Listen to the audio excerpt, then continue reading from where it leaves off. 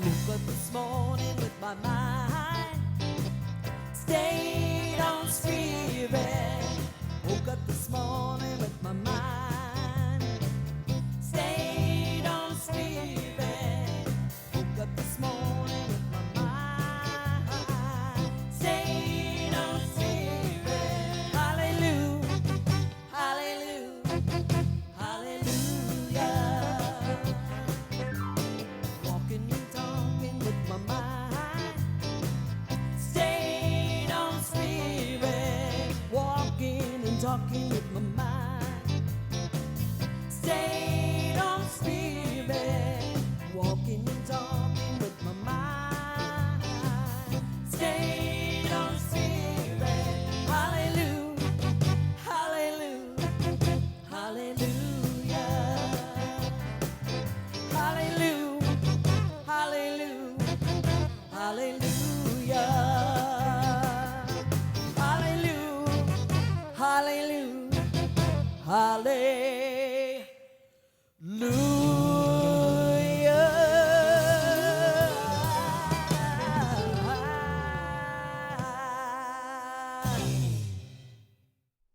Good morning, CSL Simi Valley. Yes, indeed, another waking up this morning. Mind on spirit. Going to spend an hour today focused on spirit and all the ways and the manifestations that it can create in its self-givingness to the universe.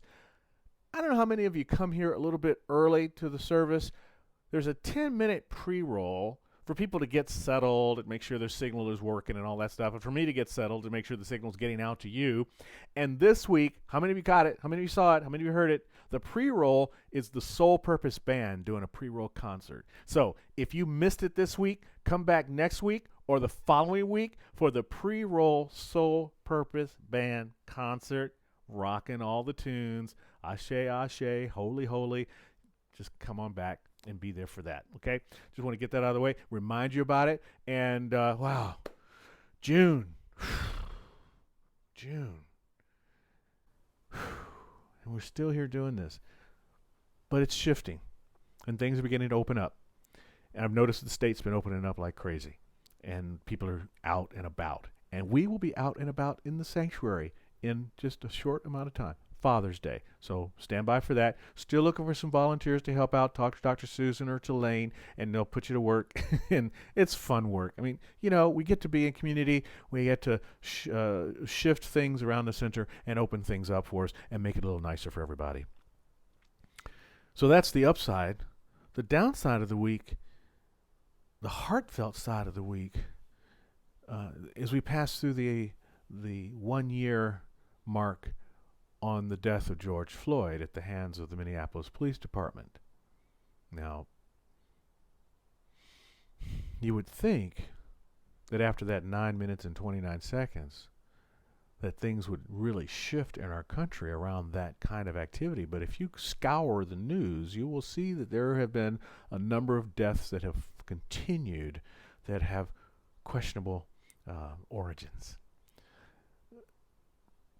However you fall on that spectrum, the bottom line is there are people in our country that are hurting. There are people in our country that are doing the hurt. I come across a phrase some time ago that hurt people hurt people. My friends, we teach a positive spirituality, but also we must understand that we are all hurt because we're all one. So if any single community, any single individual is hurting, we're all hurting. This is why it's time for us to take our teaching beyond the support of the individual to the support of the collective, so the tide can rise for everyone. That's what our teaching is calling forth. It was fine in 1920 to figure out how to have your own individual life a little bit better. Times are hard. But the world is smaller now. More people in it, faster changes of information. I can tell a joke right here, and in 30 seconds, it's being told in Saudi Arabia, in Abu Dhabi, in Tokyo, in Brisbane, because it's instantaneous world we're in. So we have to start thinking that way. Start thinking that way. And we can use a powerful tool that Dr. Holmes gave us called treatment to help us move our consciousness into a healing perspective. And let's set our stage for our service this morning with an opening treatment from Reverend Jennifer. Welcome to the Center for Spiritual Living, Simi Valley Virch. Knowing this service is the perfect way for you to spend this morning, knowing that whatever you are here to give or to receive, it is already done in mind. You are joy, you are wisdom, you are beauty, you are love, and so it is. And so it is. Thank you, Reverend Jennifer. Did you hear her? Listen to those words. Hold this in your heart. Let them land right here in the center of your being. You ready? You are joy, wisdom, beauty, and love. Oh, man, that's a sweet reminder. You just walk around just humming that all day. I am joy. I am wisdom. I am beauty. I am love. Humming puts it right into the cells. I love it. She'll be back in a minute with the gap meditation. Just give you a little idea where we're going today. So we're going to go into the gap in just a moment. It'll be 3 minutes of just sitting in silence, watching the creek go by. Listen for it. Just feel it. Allow yourself to well, Jennifer will explain it to you, to get into the space, to get into the infinite quiet space of silence that takes place between thoughts, between breaths. There's always a gap. There's always a gap. And then from that, we'll go into a song from our guest artist today, Eve Evans. Gosh, I love me some Eve Evans. She is so beautiful, and her voice is so sweet, and she brings a really powerful tune today. And so we'll hear that song and then allow that song to take us into our talk this week, which is, what's your story? So here's Jennifer with the gap, and then Eve Evans with This Too Shall Pass. And pay attention to the imagery in the background, because that's the stuff that has come. I like to say, not this too shall pass, but this has come to pass. For nothing's here to stay. Everything is transitory and temporary. So what is here to pass has come into our experience for whatever reasons, so that it can pass through our experience, and we are changed and shifted, and I do believe, uplifted for it. And I hope you believe that same thing too. Here's Reverend Jennifer with the gap. We're going to spend a minute of meditation together, so wherever you are, get comfortable. If you're sitting, plant your feet in the ground and close your eyes. Take a deep breath in and out, and let's meditate together for a minute.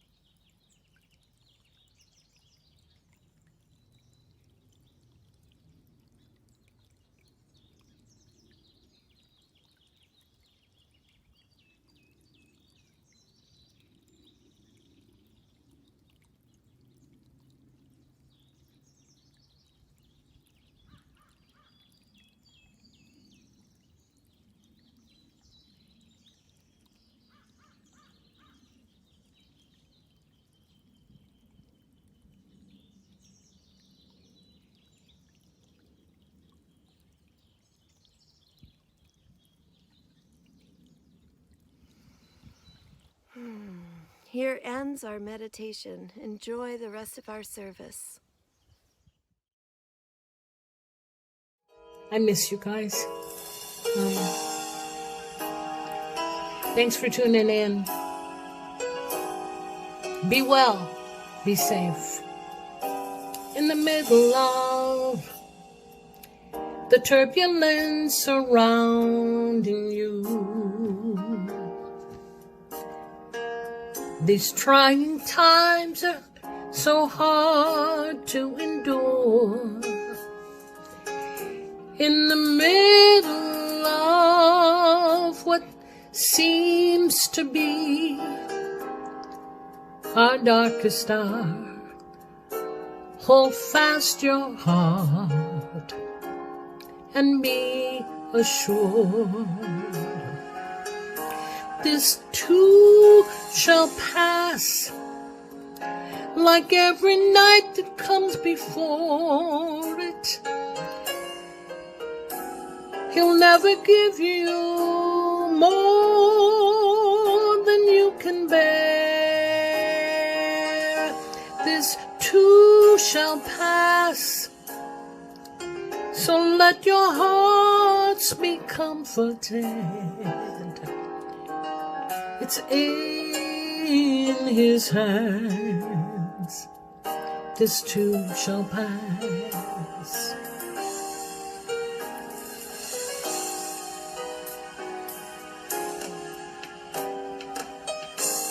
The Father knows the tears you cry before they fall.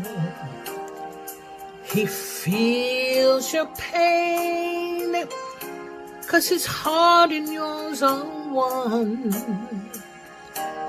The Father knows that sorrow's heavy chains are strong, but with His strength He'll overcome. This too shall pass, like every night before it.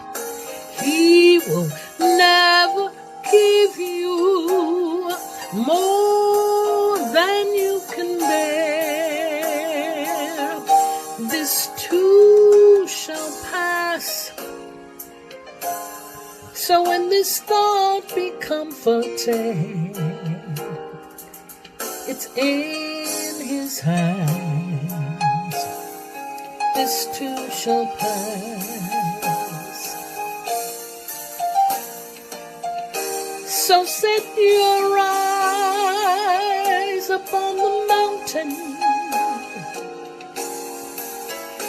and lift your hands up to the sky, and let His loving arms enfold you and take you to the other side.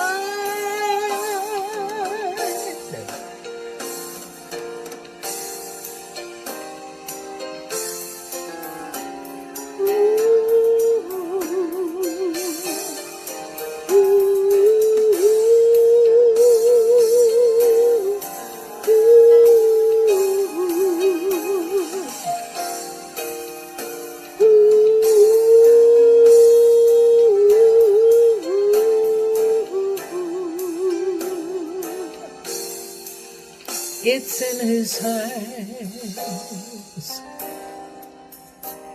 It's in His hands.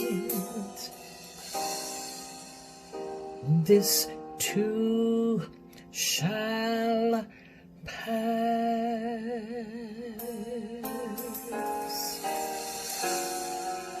I love you. God bless you.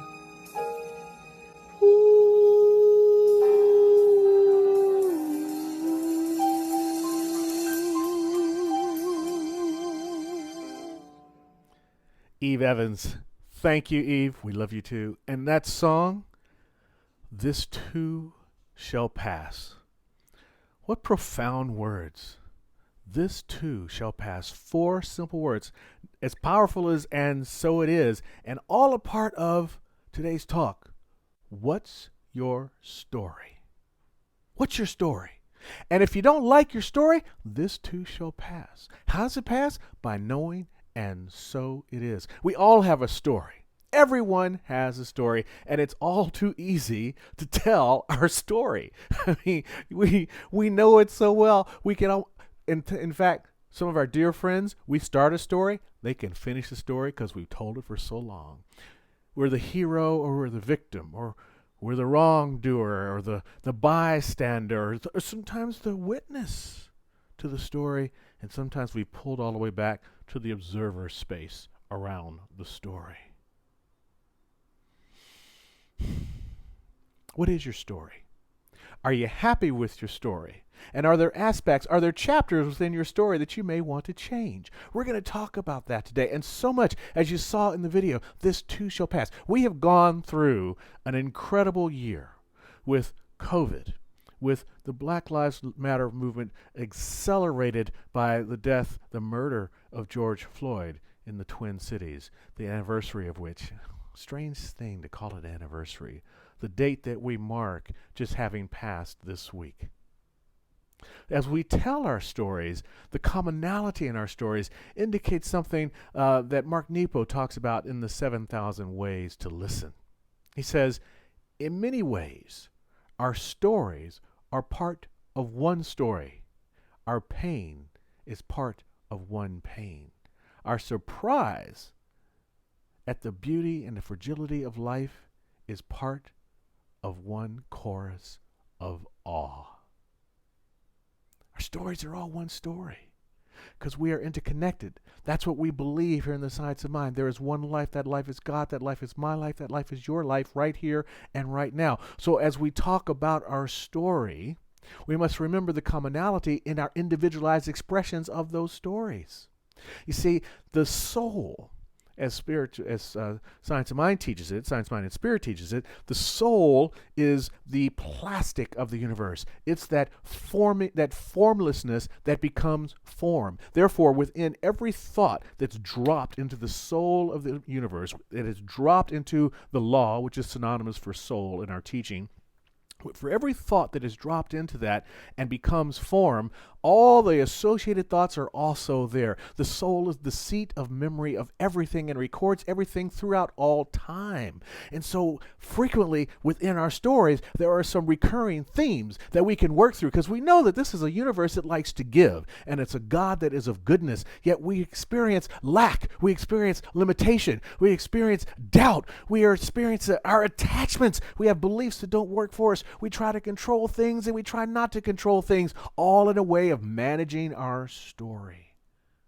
But the truth of the matter is that we can create plots in our storylines that will help us move forward. We see it. That's why we love Hollywood. That's why we love the movies and the books that we read, the stories that teach us. And the plots are very similar. The overcoming the monster, the terrible feeling in your life, the physical monster, like in a Predator movie, right? But the overcoming the monster, or going from rags to riches, or as Reverend E., Lucian's grandmother, who spoke to us last week, Lucian Baker, his grandmother had a talk that I loved. It was called From the Pole House to the Penthouse. It was her story of rags to riches, where she could barely feed her kids to finally she's literally living in a penthouse. We have the quest, the story of the quest for adventure. And some of us think our lives are a comedy and others think it's a tragedy. And then there's that story of rebirth, of resurrection, of growth again. And that's why I ask you today, what's your story? Are you trying to conquer a monster? Are you moving from rags to riches? Have you felt like you moved from riches to rags? That's okay. You might be on a quest. Don't think it's a comic activity. The tragedy has not happened because we have a rebirth that can take place as you come to tell your story. Whether it's factual or whether you fill in the blank, whether it's make-believe, whether you make believe about yourself or make believe about others, the key to the story that makes it powerful is ownership. Do you own your story? By that I mean, are you writing your story, or are you letting conditions in your life write your story for you? That's what we get to talk about today. That's what we get to think about this week. When you hear this words, and they'll keep coming to in with you all week long. What's your story? What's your story? And as you begin to tell it, you're going to hear a narrative that has the potential for growth and change.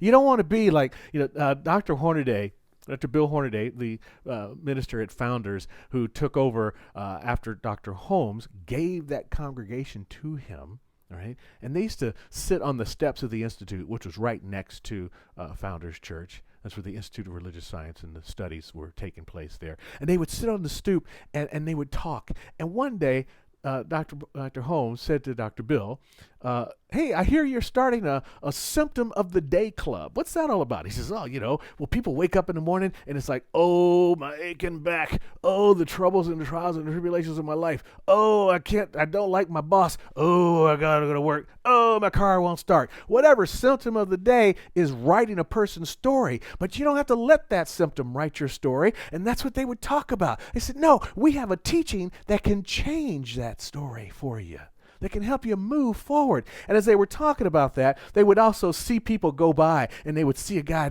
walking along, and they would they would label him. They would have a little fun and make up a story for that person, and then they would treat to remove that story, to remove that condition. There was one day Dr. Bill had just come in from sitting on the stoop with Dr. Holmes, and his secretary came up to him and said, there's a woman outside and she needs to see you, and she's, you just need to see her. The woman's name was Lucy Emmett. She came through the door, and Dr. Bill, Dr. Hornaday, was taken aback immediately because, he was very frank about it. It's a story that's told in his book called Aladdin's Lamp, or it's also known as The Inner Light, because it's the same book under two different titles. I was so disappointed. I ordered the Aladdin's Lamp, and I read that, and I saw, he wrote another book called The Inner Light. So I ordered that, and I opened that up, and it was the exact same book.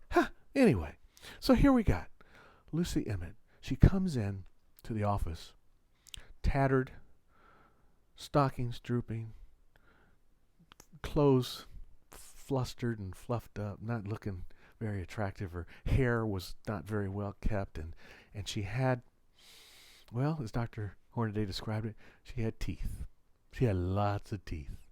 And apparently this woman considered herself to be ugly. Her story was that no one wanted to be with her. No one would ever want to be with her. She was never going to date. She was never going to get married. She was going to be stuck working in statistics in the back of the bank where she had been working, because, as she said, the bank managers would hide her in the back because they didn't want anybody to see her. And Dr. Holmes himself had to, at that moment, rewrite his story about this woman, because he too was focused on her mouth and focused on her disheveledness and focused on what she was projecting, which was ugliness. And he changed his own story at that moment. And as he did so, he noticed that when she handed him a piece of paper, that she had very nice hands. And that he looked at her and says, she's a very nice figure. And actually, really, as she looked directly into his eyes, piercing, beautiful blue eyes. And he listened to her voice. He said, wow, what a sweet and calm and assured voice she had.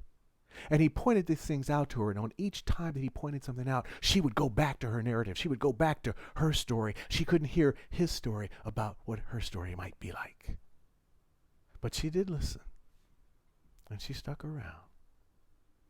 And he said, you really strike me as an incredible woman. Tell me a little bit more. Turns out she graduated at Cal State, Phi Beta Kappa. He says, where's your Phi Beta Kappa key? I don't wear it. Why not? You should wear your key. You should take all these attributes of yourself and project them out into the world and change your story. And lo and behold, she actually did that. She left, and he thought, And here's the really hard part. The way Lucy found Dr. Hornaday was listening to his radio show in her car on her way to the Arroyo Seco Bridge, which we now call the Colorado Avenue Bridge. She was going to go jump off that bridge. But something said, listen to this man. And then she sought out this man. And then she heard what he had to say. And she rewrote her own story. And she left that day standing a little taller and a little prouder. And on her way out, she stopped at the receptionist's desk and asked Bill's receptionist, Georgia, says, do you know where there's a good hairdresser? And which store do you like better, I Magnum or Bullock's? Where should I go and shop? And so she left. He didn't hear anything of her. About 6 months later, she showed back up. She says, I'd like to talk to you, Dr. Bill. I'd like to make an appointment. I want to bring somebody to meet you. And she brought a fella with her, a guy named Bruce Borges. Turns out, now when Dr. Bill saw this fella, and when she came back, I know this is a long story, but it's such a point to it. It's a beautiful story. When she came back, her hair was done, and she looked strong and powerful, and she had conviction in her step. She hadn't had her teeth fixed, but it didn't change anything. And she said to Dr. Bill, I'd like you to meet Bruce. And it turns out that Bruce had asked her to marry him. Bruce had a hard time with women. He was scared. He was raised by an evil aunt who scared him about women. But there was something. He worked with Lucy in the bank, and she would take dictation for him. And there was something about her, and something about her that attracted him. And he asked her out for a date, and she revealed to him at the date that she was trying to save money to get her teeth fixed. Well, Bruce had a little money. He'd asked her to marry her, and she said yes. And he went to see Dr. Hornaday. He says, we need to find an orthodontist because I'm going to give her the rest of the money to get her teeth fixed. And the story goes on, but the point of the story is that these two people, one, a guy who was afraid of women, who overcome that fear, rewrote his story and found the love of his life, and another who found herself by rewriting her story. You see, this is what Fred Luskin talks about in the book Forever for Good, where he says, if you can view your mind as your house, it can teach you to control how much space you rent to your wounds and grievances. You are the proprietor, and you set the rent. You are the proprietor, and you set the rent. Who are you renting space to in your own mental house? Because whoever you're renting the space to, that's who's writing your story. That's the narrative that you're going to be living by. You see? And those narratives are going to dictate our feelings, and our feelings are going to take us in the direction of a story that may not let us live the full joy of our life. Situations in life, they're neutral. An event happens, it's just there. We, as meaning-making machines, make up a story around it. And the story we make up creates feelings. And we either believe those feelings that we make up, and we believe them as true, and then we can take our stories and they can take something as simple, because we're such storytellers, something as simple as a frown. You can see your boss and they can have a frown on their face, and you can feel anxious right away because you tell yourself that they're frowning because of me. Anxiety. He's going to fire me. Fear. Oh my God. How dare he fire me? Anger. All of that from the meaning you put on the story. And then if I lose my job, I won't be able to go on my vacation. I won't see my family for Christmas. I'll lose my sadness. How dare they do that to me? Resentment. How dare I feel that way? Maybe I haven't worked as hard as I could. Guilt. I'm not a good person at all. Shame. All from a frown. Turns out the boss, who knows? He might have just had a headache.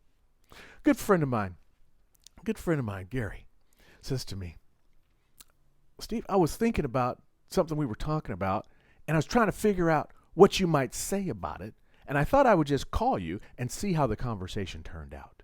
We can go spinning around here with our internal stories without asking what's the end, without seeking information to help us rewrite that story. And sometimes the ask is to spirit. Because the feeling stories we tell are so old, they register so deep within us that we need to go to a source, a higher consciousness that has a wider view and a deeper understanding of the truth of who we really are, divine emanations of spirit, here to live joyously, harmoniously, to expand, to grow, to thrive, and to flourish. Bill Hornaday in that same book, Inner Light, says, "There is a power within you which accepts responsibility for every problem when we seek a response from life itself and decide on a definite line of action." Let me do that again for you. There is a power within you which accepts responsibility for every problem when we seek a response from life itself and decide on a definite line of action. But we must make the decision. And to make a decision is just not enough. That's only one step. 3 frogs on a log. One makes a decision to jump off the log. How many frogs on the log? I've done this before. You should know the answer by now. 3, because the frog just made a decision. The next thing, it must step into action. Must step into a definite line of action after we make the decision. And prayer, that's why we focus on treatment and prayer so much. Prayer is the story editor for life. Prayer is the provider of insight. You see, it's our story is filled with memories that come from our creative subjective tendencies. By that I mean our unconscious ways of being, our habits, our life tendencies.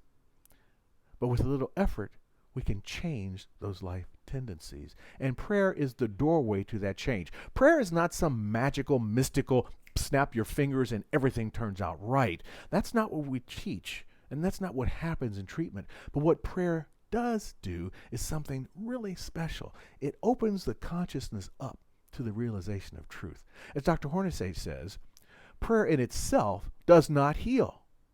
It is a process that leads to the conviction that heals.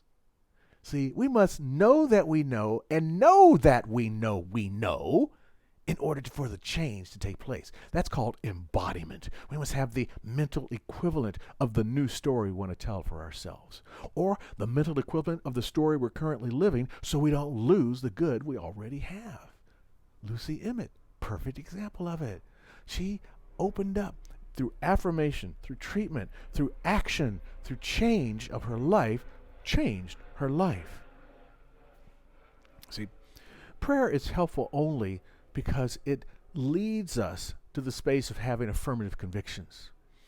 We must know on this heart level. We must know on this heart level that we're living a life that's on the upswing, that we've stepped off into something new. Prayer doesn't do the healing. It's called mental healing. The mind, the consciousness. What you see, you shall receive. What you resist, it will persist. These slogans become slogans because there's a nugget of truth in them all. So we have the ability to effort change, to move away from subjective tendencies. We have the ability to stop telling old stories in our bodies. We have the ability to go and ask for spirit. We can pick up the phone and see how the conversation is going to go. We can ask someone for help and support and reach out and shift our entire way of attraction in the world itself and promote ourselves into a new way of being. It's just our ability, your ability, my ability to rewrite our plot, to rewrite our theme, based on new feelings and response to those feelings is a part of what we get to do. You see, the spiritual experience. People say, I'm a human being having a spiritual experience. Well, I like to tell you that, newsflash, the human experience is a spiritual experience because there's only one experience, and that is God unfolding, right? Now, interestingly enough, I heard a quote the other day that the human experience is God having the experience of life living on the drug of limitation. Well, it's time to kick the drug habit of limitation, and we can use our stories to kick that habit. We can have a new response of this human experience by looking at the plot line that we're telling ourselves. Are we chasing away, running away from some kind of monster? Are we thinking that we're living in rags when we know that we can live in riches? Are we on a quest for a new journey? Are we just filled with comic relief? Are we in a rom-com where music and dancing is going on, but we're not getting anywhere? Are we in a tragedy? Or are we in the process of rebirth? You get to decide how that happens. Ernest Holmes says, Just keep right on knocking at the doorway of your consciousness until every no becomes a yes, every negation an affirmation, every fear a faith. Just keep on knocking at the door. Somebody's ringing the bell. You see, our desire for right action, rightly channeled, is enough. It's enough to simply live in the conviction that knows I can change. So I ask you one more time, what's your story? And know that if you don't like it, you have the power of rewrite. And so it is. Let's go now to Reverend Jennifer, who gives us today's affirmation. Reverend Jennifer and Kiana, son. The tales I tell support bold living, courageous being, and perfect unfolding. Please repeat the affirmation with me. The tales I tell support bold living, courageous being, and perfect unfolding. I'm laughing because not the affirmation. I love the affirmation. I'm laughing because I suddenly gave Chris Anu a whole new name. What do I call it? Keanu? What do I think you are, like the Matrix or something? Although he is pretty slick with the holding of the cue cards. Chris Anu, I know who you are. Thank you for helping your mom out with the affirmation for today. Let's go now to our revealing prayer. So sensing and feeling the divine spirit in this moment, recognizing that today, as with every day, with every moment, we get to tell our story. And it is the story of divine creation being made manifest in time and space and place as each and every one of us. It is the impulsion of love that brings us into the universe, and it is that same love that carries us forward, moving through whatever doubts, whatever limitations, whatever lack, whatever witnessing, whatever victimhood we might be living by. We can right now, this moment, make a choice and shift. So let's make that choice and make that shift and know that the story we write for ourselves is one of joy. It's one of beauty. It's one of wisdom. It's one of love, as Reverend Jennifer reminded us at the beginning of the service. So we take the power of our conviction and we apply it to the principles of our teaching as it unfolds into the good life that we lead. A life that is filled with prosperity and abundance. Prosperity of cash, prosperity of ideas, prosperity of right thinking, prosperity of right doing. We are creative experientials. That's right. Creative experientials. We are here to experience our creativity that lifts the planet as it lifts our own lives, and we do that now as we hold the truth of our conviction that we are the expressions of God, here to give up the drug of limitation, to kick the habit of victimhood, and to stand in the choice of life is good.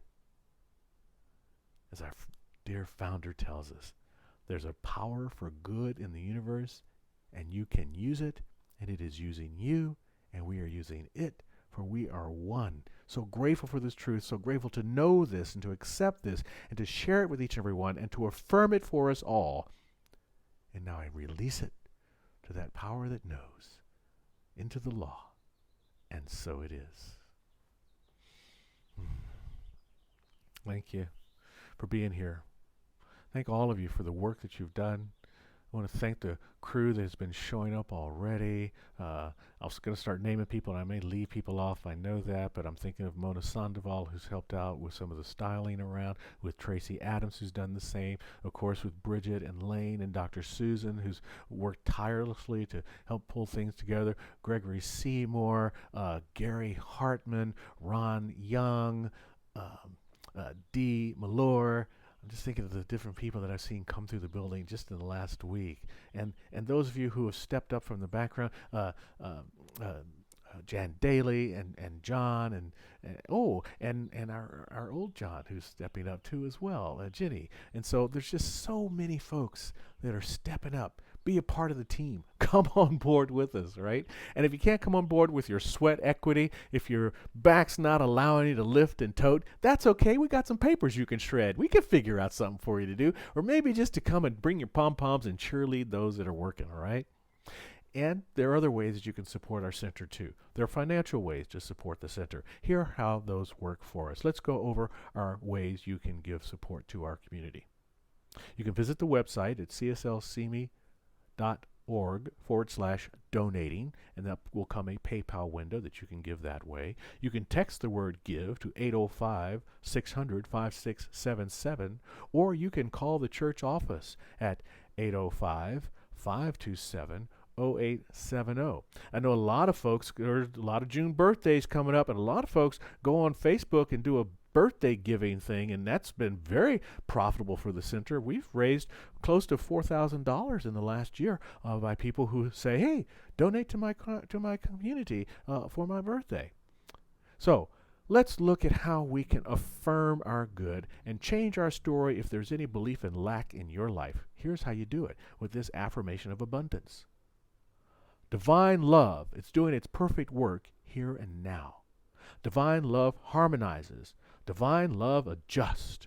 Divine love prospers. Divine love foresees everything and richly provides every good thing for CSL Simi Valley now. Divine love is victorious.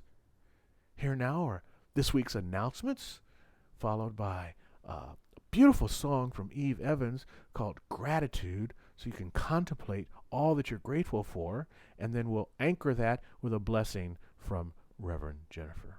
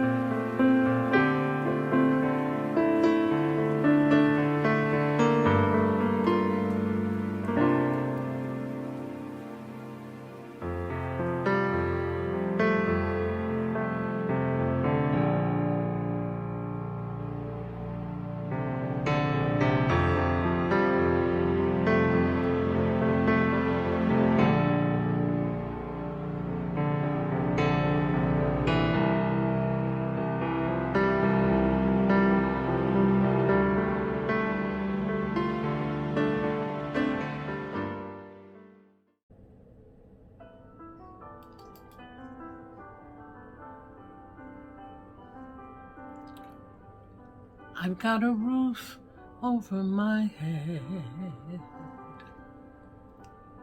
I've got a warm place to sleep.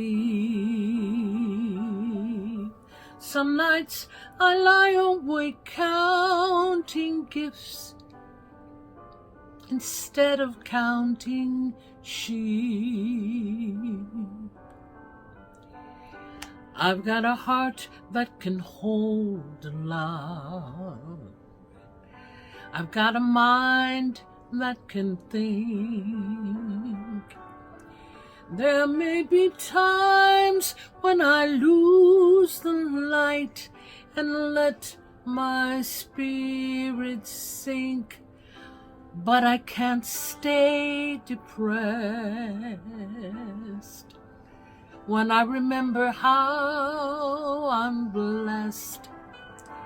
Grateful, grateful, truly grateful I am.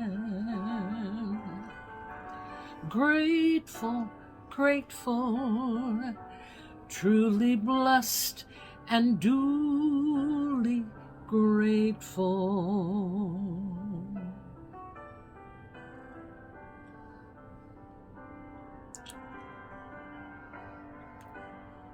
In a city of strangers, I've got a family of friends. No matter what rocks and brambles fill the way, I know they'll stay until the end. I feel a hand holding my hand. It's not a hand you can see, but on the road to the promised land, this hand will shepherd me through delight and despair, holding tight and always there. Grateful, grateful, truly grateful I am. Grateful, grateful, truly blessed and duly grateful.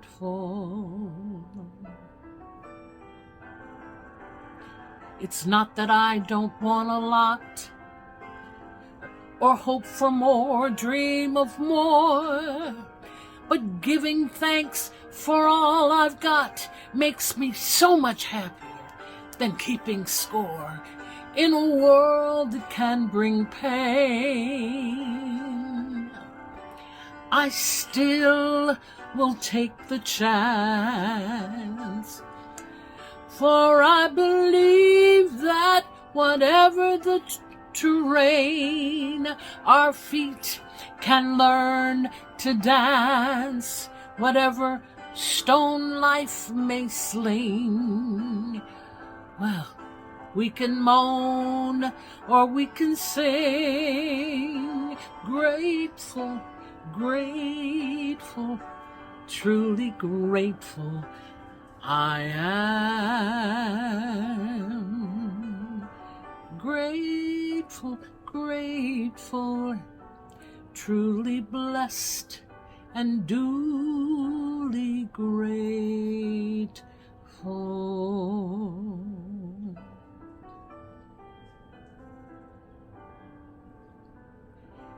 Truly blessed and duly grateful.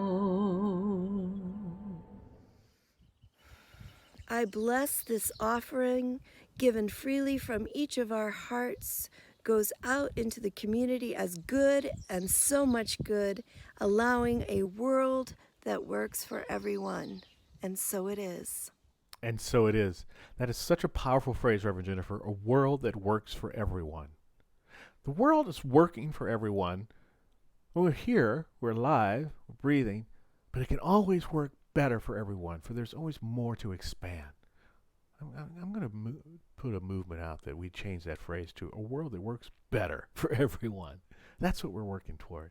All right, so I noticed that at this point in the service, a lot of people start to drop off, and you're thinking about your day, and you got stuff to do. I think we've had a relatively shorter service today, so stick around. I really want you to stick around because this song that Eve is going to do in just a minute, this love medley, it's such a touching song, and the imagery that goes with it, I think, will hold you through to the end. So don't go anywhere after we do the benediction that's coming up right now, right? So let's do our benediction, and then Eve Evans will close us out. Oh, there will not be a Virch after service today.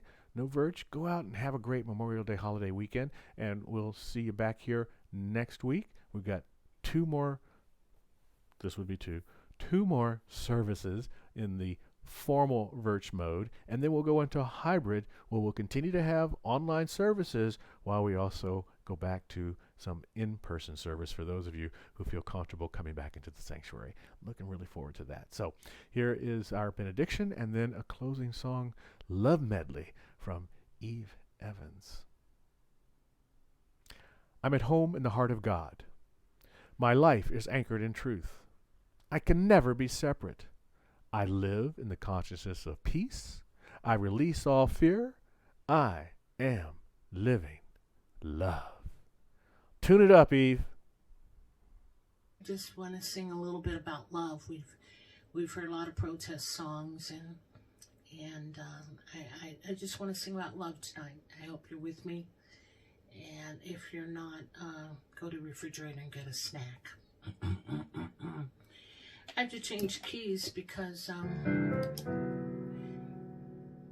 L is for the way you look at me. Oh, you can sing along. O is for the only one I see.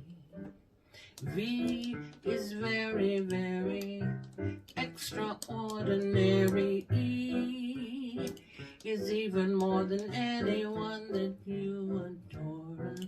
Love is all that I can give to you. Love is more than just a game for two. Two in love can make it. Take my heart and please don't break it. Love was made for me and you. How does that go? It goes like this. Oh, hit it.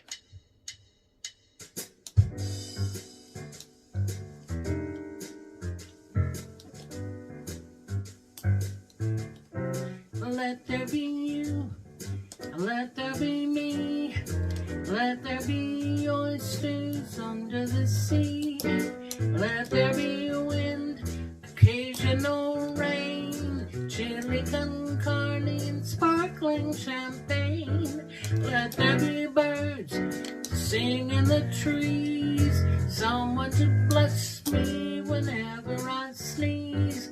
Let there be cuckoos like an dove, but first of all, please let there be love. Ba-do-do, do-do, ba-do-do, do-do-do-do-do, do-do-do, let there be you, let there be me, let there be oysters under the sea, let there be wind, occasional rain, chili con carne and sparkling champagne. Let there be birds to sing in the trees, someone to bless me whenever I sneeze. Let there be cuckoos like in the dove, but first of all, please let there be love.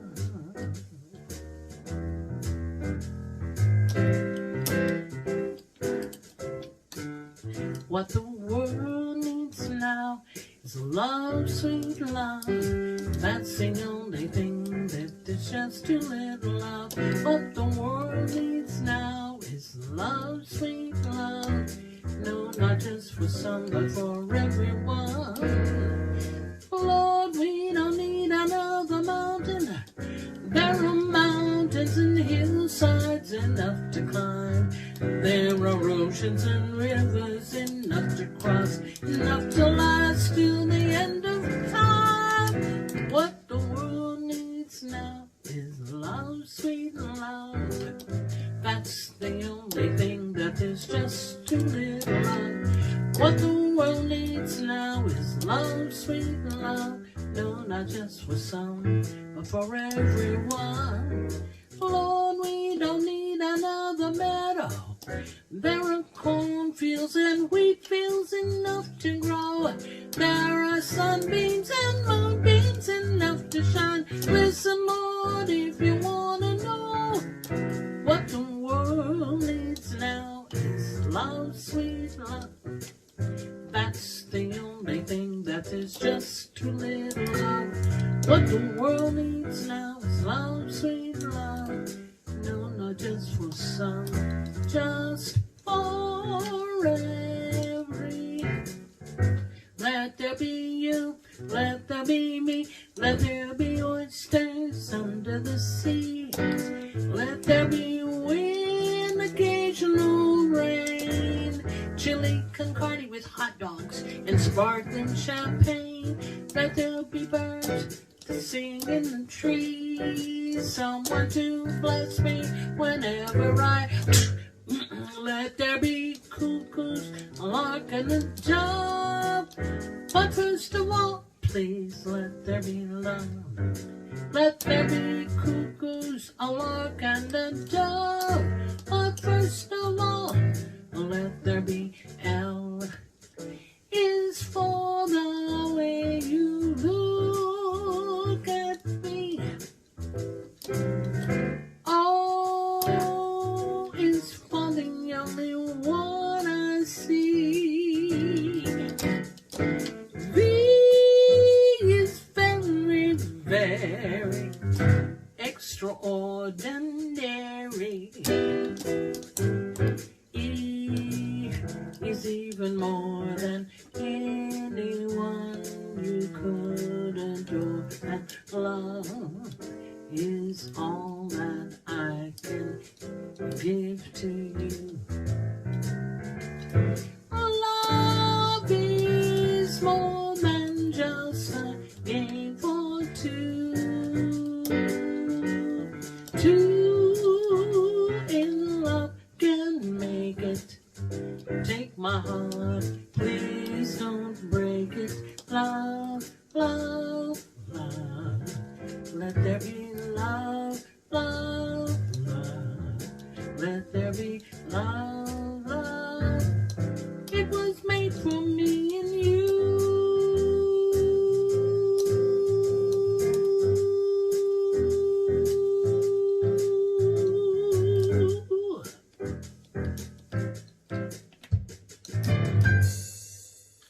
Cool.